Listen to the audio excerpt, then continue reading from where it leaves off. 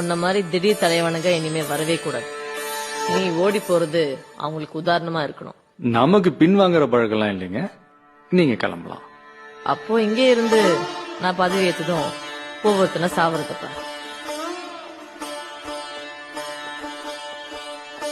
பாப்பா,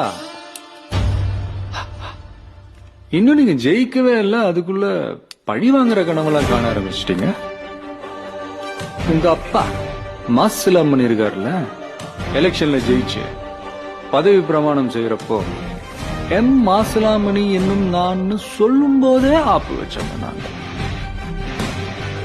போங்க, முதல்ல நீங்க ஜெயிக்கணும், பதவியில உட்காரணும், அதுக்கப்புறம் இதையெல்லாம் பத்தி யோசிக்கணும்.